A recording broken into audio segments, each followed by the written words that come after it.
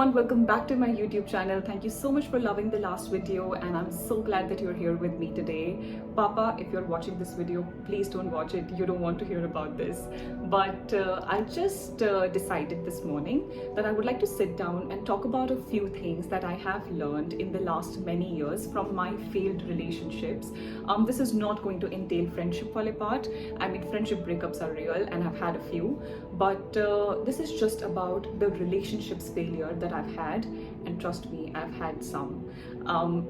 I think enough to know about the current dynamics of relationship and how to really navigate your way through it. Now, this is not a professional advice. This is just something that I'm sharing with you, heart to heart, one-on-one conversation. And I just want to share a few things that I have learned that makes me a very mature person today. Okay, so I started dating when I was in 10th standard, and unfortunately the two serious relationships that I've had in the past have ended for the same reason in a similar way. So I somewhere really believe in my heart and mind that I have manifested those sort of things into my reality, because back then I was absolutely unaware about the concept of manifestation, and your thoughts become things and what goes on in your mind can become your reality.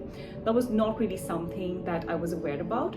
So there are multiple reasons so as to why I've had certain broken relationships. But that being said, I think every failure is an opportunity for us to learn something, and that's exactly what I wish to share with you. So let's start with the first thing, okay? I think this is going to be a bit hard to hear, but you and I both need to hear this, that people change, okay? You have changed, I have changed, I continue to change, and the partner that you fell in love with is also allowed to change. I'll just share a quick example. So when I started dating, when I was in college, the guy that I was attracted to and the guy that I ended up dating, one of the biggest things about him that really made me drawn towards him was the fact that he was tall. I mean, that's there, but he was very honest and he was very simple, and I really admired his honesty and his simplicity. But as fate had it, the one thing that I really liked about him and his personality actually went down the drain in the 4 years of relationship, and I just started to see a lot of dishonesty, and it was not in my head. I had proof in my hand. And one of the many reasons why we broke up was because of him not being honest with me about some other girl, some other partner, XYZ. And it was a huge shock for me. I fell in love with this person because I really saw and felt that he's honest, which he was when we started dating. But like I said, he's allowed to change for better or for worse, and people do that all the time.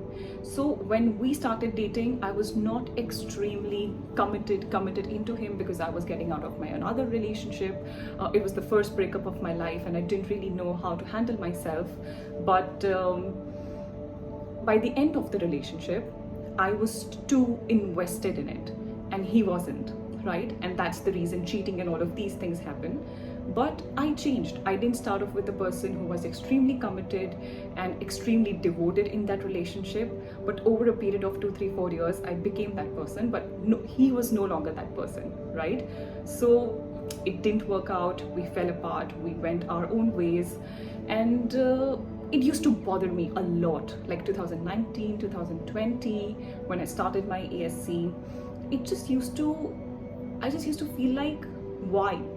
Like, how can someone change from being so honest to being this kind of a person that I can't even look at your face anymore, because you're not the same person to me, right? And there's a lot of hurt involved. You want an answer and you want them to tell you that I'm sorry, it's not going to happen again, it was a one-time thing, it's a mistake, I love you, and all of these things. But a broken glass is a broken glass and you can't fix it, right? So if you are struggling to get out of a relationship where there are multiple red flags, but you're not able to get out of it, You have to tell yourself that the person that you fell in love with and the person that this person has become after so many years into this relationship, they are no longer the two same people. And it's okay. Try your very, very best to get out of it. And I almost always feel like, if this happens with me again, what am I going to do? Who do I trust? Are all men like this? Are all women like this? Are we all just as human beings pathetic and we don't really know how to stay in one place? Is monogamy a joke? But all of these things being said, all I have learned is probably I'm going to get into another relationship one day and that boy is again going to cheat on me. But this time, that's the learning that I've had. No matter what happens, I will deal with it. I am okay to make sure that I'm not manifesting the previous experiences into my upcoming reality. I would like to be very conscious of that. But that being said, I will deal with it. As and when it happens, I'm going to deal with it. And that's my lesson number one. People change and it's okay. And trust me, if you just persist, you can deal with it. Lesson number two. Now this one is individual to the person. A lot of times people are truly busy and they cannot make time for you. But trust me, if there is anything that I've learned with the hectic schedule that I have now, if someone is a priority, you make things work. You go out of your way to make things work. And trust me, sending a WhatsApp text, sending SMS, just calling someone, just checking up on them, just being in touch in today's world. Hello, we are in 2022. It's not the most difficult thing, no matter what the distance is, how far they live away from you, what is the difference between the time zones. When someone really loves you, they make time for you. And you don't have to constantly ask for small things. Please call me, please text me, please reply back to me, please come and see me, please let me come and see you. I've been there, I've done that, and I did it for years. And I was never able to teach my ex-partner that communication is a very, very, very basic quality that both of us need to have, especially when we are in a long distance relationship with different time zones, okay? If a person wants to make it work, they will make it work. But if you constantly have to ask for small things, it's a red flag. It's a red flag. You don't see it right now. You have to remove the rose-colored love glasses. But the minute you are able to remove it, you can see that you're literally asking for things that should be just a given. It should just happen because, hey, I love you. And it should not be like, hey, I love you. Can you please love me back? That's not where the relationship should be, as per me. I can be wrong. That's just my learning. That in the past, I've had to ask for very, very basic things, and I can no longer ask for basic respect and basic missed call and just a text or a reply to my message. So if someone cannot give me that, it's an immediate red flag and I am walking away. So if you are someone who's just started a new relationship, either talk it out and make him understand or make her understand that, see, this is the basic dynamic of a relationship that I think is healthy for both of us. If your partner really loves you, if they really care about you, they will listen to you, you can communicate and you can fix it. But irrespective of how hard you try, if your partner is not willing to change, I promise you, sooner or later, you're going to be exhausted, you're going to be tired, you're not going to be in the same amount of love that you were in when you first started seeing them. And over a period of time, it just builds up and it will break you someday. So don't reach the point of complete, just tearing apart. Just don't reach there. You have to make sure that you know what you want in a relationship, and you have to make sure that these things are natural in your partner and you're no longer just asking for it. Give it to me, give it to me, give it to me. No, he or she just gives it to you, and that's where we want to. Lesson number 3, leave at the first sign of disrespect. I have made this mistake again and again and again and again and again and again and again. But now that I'm 25 years old and I consider myself pretty mature, I now am really able to categorize that, hey, this is a red flag for me, and hey, this is not a red flag for me.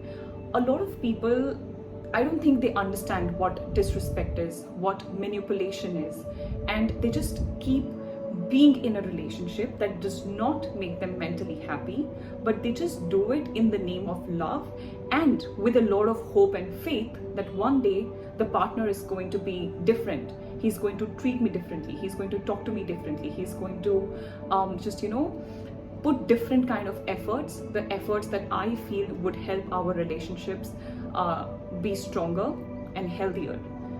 That being said, very little things like, for example, when I see someone for the first time, and if they just talk about my makeup, my skin, my body, and it's just all about physical, it's a turn off. I am never going to see you again. At least that's what I've learned now. So I'm not going to make this mistake in 2023, I assume. That if someone is just constantly about body and face, I'm out. That's not a conversation that is stimulating to me at all. In fact, it makes me feel pathetic, because we all have good days. I have my bad days, I have my good days. What happens one day when I have to see you on my bad day? Are you going to judge me for acne, for pimples, for graying of the hair, which is extremely natural? If I have to be with a person who only admires someone's beauty, I cannot be in that relationship. And I'm not saying that I don't think people should date people who look good and who look hot and who are beautiful. All of that is okay, to each its own. All I'm saying is your beautiful face is definitely attractive to me, and I'm going to talk to you and I'm going to try and see where it goes. But if in the first meeting all you can talk about is our looks, then I'm out the door. And this is not disrespectful per se. It's a red flag for me personally, and I'm not going to indulge in something like that again. It just makes me feel very icky. Like, that's one of the reasons why I don't enjoy too much of modeling and anything that's just about face and body. I love body. I am, a health coach, and I'm studying nutrition, and I take clients for nutrition. I consult people for their health, but that's about internal and external health. I love looking good, and I would go out of my way to make sure that I look put together. I'm not saying that these things are not right. All I'm saying is that there is a way to sort of put these conversations in through the crack, and meeting someone for the first time and just talking about that is not the right way as per me, but that's just me, okay? So these are like top 3 things that I could think about. I'm sure I have many more. So just in case, if you enjoy content like this, I would love to do like a part 2 video on the similar lines. And if you have any specific question that I could probably get back to and make just like a quick 3-4 minute video, I am looking forward to do that as well. But yeah, these are my 3 lessons, and I hope it helps you in teeny tiny way. Okay, thank you so much for being here. I'll see you in the next video. Bye. And if you like this video, please don't forget to share, like, and subscribe.